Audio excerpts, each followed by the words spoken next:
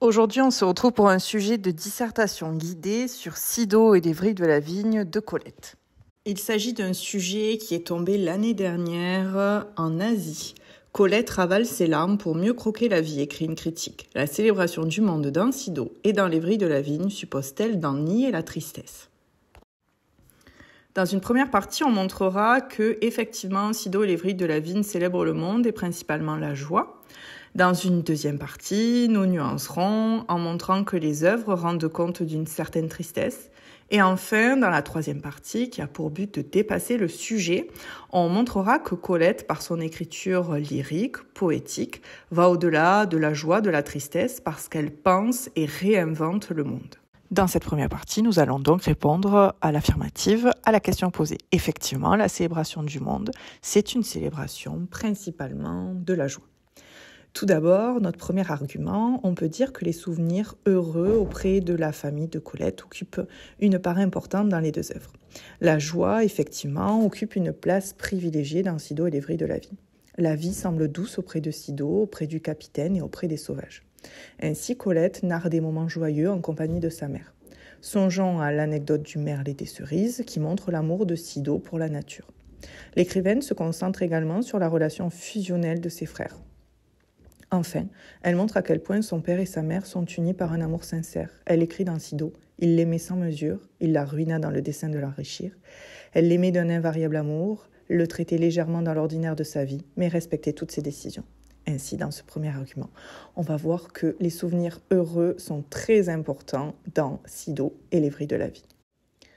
Deuxième argument, pour montrer que effectivement les deux œuvres célèbrent le monde et principalement la joie, c'est le fait que la joie est aussi présente lorsqu'il est question de la nature. Le bonheur que Colette connaît est dû à sa relation particulière avec la nature. Dans Sido, elle narre les moments particuliers durant lesquels elle se réveillait à l'aube et allait dans la nature endormie. Elle était alors en totale harmonie dans le décor, comme si elle était le premier être à observer le monde. C'est sur ce chemin. C'est à cette heure que je prenais conscience de mon prix, d'un état de grâce indicible et de ma connivence avec le premier souffle accru, le premier oiseau, le soleil encore ovale déformé par son éclosion, écrit-elle. Dans le dernier feu, Colette décrit avec une grande minutie les violettes dont les couleurs se juxtaposent, proposant un véritable tableau impressionniste. Le vert de l'herbe neuve décolore l'eau mordorée de ton regard. La répétition du mot violette traduit le pouvoir enivrant de la nature. Enfin, dernier exemple de cet argument 2, dans Jour gris, elle évoque son pays natal qu'elle présente comme un locus amoenus, donc c'est un lieu agréable, plaisant, auquel elle se sent arrachée. Troisième argument de ce grand 1, les souvenirs heureux sont aussi dus à la relation qu'elle entretient avec les animaux. Enfin, les animaux permettent à Colette de nier la tristesse. Dans Amour, elle raconte sa rencontre avec son fidèle compagnon, une chatte qu'il a choisie comme maîtresse en la suivant chez elle. Elle écrit alors cette phrase sur ses animaux « Vous me faites sentir le prix que je vaux ». Dans La guérison, autre nouvelle des vrilles de la vigne, elle se rappelle les heures où elle faisait du music-hall et la joie de sa chatte qui savourait alors non pas 2 mais 3 repas.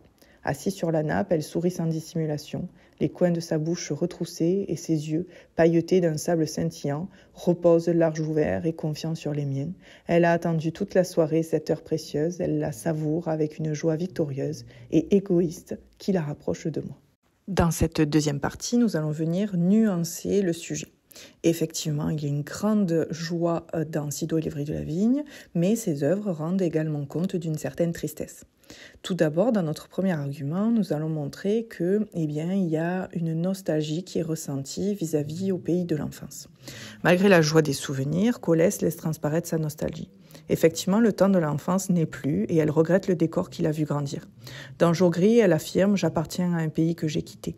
Elle montre à quel point il est éprouvant d'être sans cesse en manque des terres de son enfance. Il faut que je refasse le chemin, il faut qu'une fois encore, j'arrache de mon pays toutes mes racines qui saignent. On peut également évoquer, je ne l'ai pas fait, la nostalgie du pays de l'enfance dans Sido. Deuxième argument, les animaux sont les métaphores des douleurs passées de Colette. Colette se cache parfois derrière les animaux qu'elle met en scène. Dans Les Vrilles de la Vigne, elle est ce rossignol, piégé dans les vrilles de la vigne, qui parviendra par la suite à se libérer, mais qui souffre d'abord de son emprisonnement. Le rossignol s'éveilla ligoté, les pattes empêtrées de liens fourchus. Je rappelle qu'il y a une métaphore, bien évidemment, dans Les Vrilles de la Vigne, puisqu'elle est ce rossignol, et on peut estimer qu'elle peint l'emprisonnement qu'elle a pu ressentir lorsqu'elle était mariée à Willy. Dans Nonoche, la chatte séduite par un vieux matou évoque à nouveau sa relation avec son ex-mari, lequel apparaît encore dans Amour sous les traits du tentateur. Troisième argument, la souffrance est également présente lorsqu'elle évoque son père, puisqu'elle a le sentiment de ne pas l'avoir vraiment connu. Dans la partie 2 de Sido, le capitaine, nous comprenons, lecteur, que le père de Colette est assez incompris par sa famille au regard de sa différence. Contrairement à eux, il n'aime pas la nature, mais il est toujours présent par amour pour sa famille, mais on comprend bien qu'il n'a pas du tout ce lien particulier avec la nature qu'ont Sido, les sauvages et Colette. Après sa mort, Colette se rend chez une voyante. Elle découvre alors qu'il l'admirait car elle est devenue écrivaine. Vous représentez ce qu'il aurait tant voulu être sur la terre. Vous êtes justement ce qu'il a souhaité être. Lui, il n'a pas pu. Nous pouvons ressentir cette tristesse finalement de ne pas avoir totalement connu son père. Enfin, dans la troisième partie, on va tenter de dépasser le sujet en montrant que Colette, par son écriture lyrique, va au-delà de la joie et de la tristesse puisqu'elle pense et réinvente le monde. Premier argument, la démarche de Colette est plus complexe que nier la tristesse. Elle ne désire pas faire comme si elle n'avait pas sa place, mais tente de l'éloigner. Le lyrisme qui caractérise son écriture est le moyen de recréer le pays de l'enfance et donc de recréer la joie. Dans Un jour gris, Colette décrit le monde de son enfance, le comparant au jardin d'Éden, puis reconnaît avoir déformé la réalité. Je t'ai parlé sans doute d'un pays de merveilles où la saveur de l'air enivre, ne le crois pas, n'y va pas, ne le cherche pas, tu le chercherais en vain. Tu ne verrais qu'une campagne un peu triste qu'assombrissent les forêts. Il y a une volonté d'entraîner le lecteur dans le pays natal, de lui peindre un paradis perdu. Elle propose, on a déjà évoqué le terme un peu plus tôt, un locus amoenus, et le souvenir est plus agréable, le temps de l'enfance plus doux s'ils sont magnifiés. Donc Colette ne ravale pas ses larmes, elle réinvente le monde afin que le passé soit une Madeleine de Proust. Deuxième argument, Colette, parce qu'elle souhaite célébrer les êtres, parce qu'elle veut éloigner la tristesse, les réinvente. Dans Sido, la mère de Colette apparaît comme un être hors du commun. Néanmoins, cette femme céleste connaît une forme de reconstruction. L'éloge du monde passe par l'éloge de la mère qui prend alors les traits de la mère dont Colette a toujours rêvé. Les lettres échangées par les deux femmes montrent que leur relation n'était pas idéale, des années après la mort de Sido, mais les récits reconstruits et récits réels est aussi une façon de lui rendre hommage. De plus, la maison familiale est présentée comme le lieu où un couple vécu 30 ans sans élever la voix l'un contre l'autre. Une fois encore, ce bonheur idéal, cette célébration est permise par une transformation de la réalité, puisque la famille ruinée quitta la maison, alors que Colette était une jeune adolescente. Enfin, les sauvages sont présentés comme des êtres n'ayant jamais connu aucun conflit. Cette idéalisation de leur relation permet l'émerveillement et donc va au-delà de la joie et de la tristesse puisque on est sur une reconstruction du souvenir. Dernièrement, Colette n'exclut pas la tristesse. Elle pense le monde, offrant une réflexion presque philosophique. Dans Jour gris, elle médite sur la fuite du temps. La fin du texte est pourtant une invitation à ne pas se laisser emporter par la mélancolie et à profiter de l'instant présent.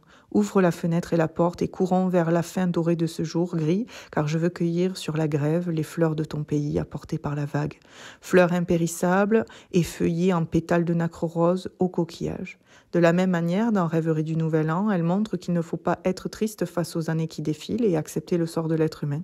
Éloigne-toi lentement, lentement sans larmes, n'oublie rien. Emporte ta santé, ta gaieté, ta coquetterie, le peu de bonheur, le peu de bonté et de justice qui t'a rendu la vie moins amère. N'oublie pas. Voilà pour ce sujet de dissertation sur Colette. Il y avait d'autres pistes que vous pouviez suivre et que vous pouviez développer. Moi, je suis partie sur celle-ci. J'espère que le sujet vous aura été utile et je vous souhaite bon courage dans vos révisions et dans l'échéance du bac qui commence petit à petit à se rapprocher.